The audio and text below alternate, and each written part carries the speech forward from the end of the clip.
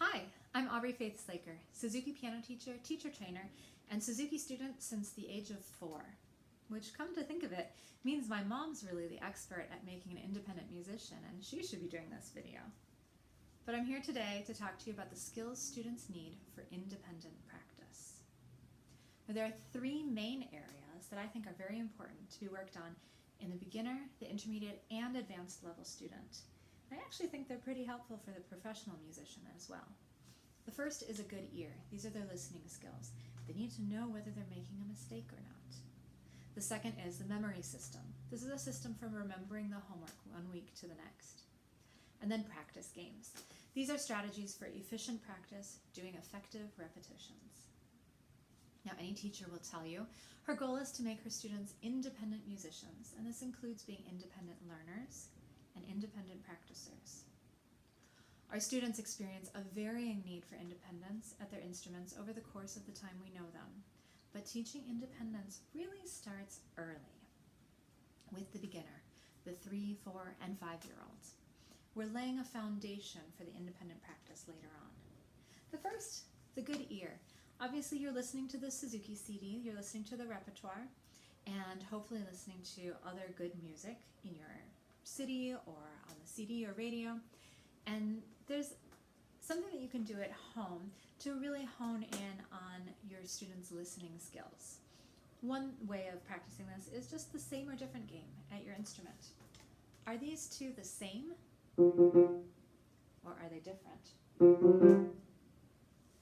Obviously they're different, but kids like to play games that they're good at, and their siblings will be involved, and they'll try to trick you, and it's a fun way to really exercise those listening skills. Now, a memory system.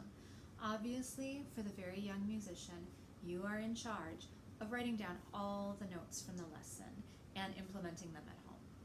However, we can start them early by giving them a sense of responsibility for their homework. I like to give my students a password sometimes to come into their lesson. Either a word that they need to tell me, something that they were working on in lesson, dynamics perhaps, or a rhythm that they knock on my door. You can do this at home too. So look over the notes from your lesson, and if there was anything that really stuck out that your teacher emphasized, something you saw your child struggling with, or something that you think you can tackle that week, make that the password.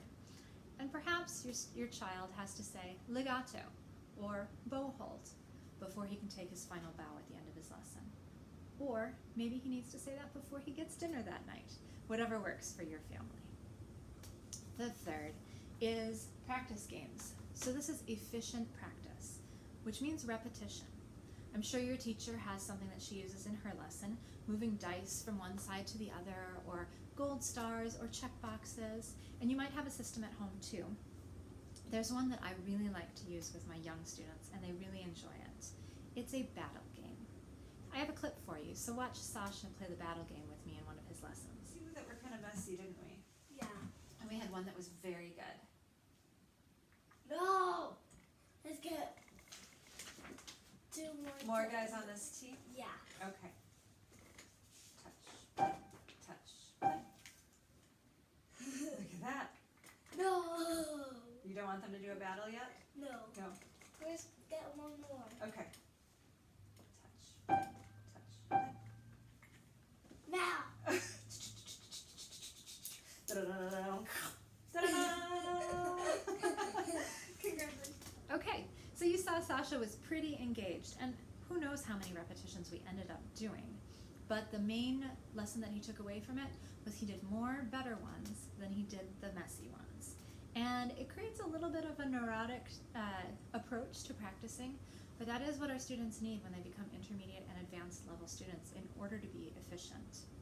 So if you lay the foundation early on, you will have independent learners and lifelong musicians. I hope you enjoyed the rest of the Parents as Partners videos. Thanks.